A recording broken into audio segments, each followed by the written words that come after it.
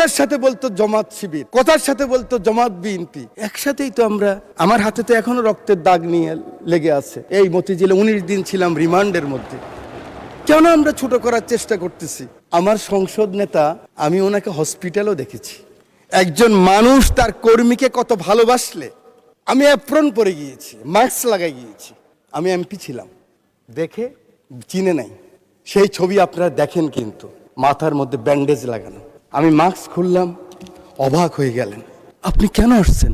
আমার চোখের পানি পড়ছে, আমি পিছিয়ে আসলাম। আমি বলতে চাই, এই চ্যালেঞ্জ আবার আসবে। ষড়যন্ত্র বন্ধ হয় নাই। আমরা কে কত বড় হব, কোথায় যাব, কি নিব, কি হব, সেটা বড় কথা নয়। বড় কথা হলো এই চ্যালেঞ্জ গ্রহণ করতে হবে। মাননীয় স্পিকার, আপনার মাধ্যমে পুরো হাউসকে জানাতে চাই, চিন্তা করেন তো, কথার সাথে বলতো জামাত শিবির, কথার সাথে বলতো জামাত বিএনপি, একসাথেই তো আমরা।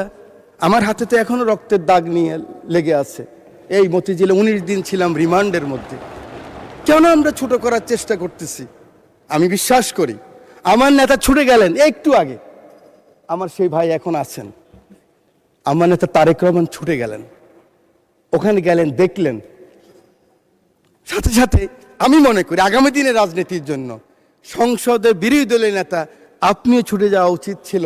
আমি জানি না আমার কথা কিভাবে নেবেন, যে মাননীয় সংসদ নেতা, আমি শুনেছি, আমি উপস্থিত ছিলাম, কারণ ওনার পিছনে আমি ছিলাম।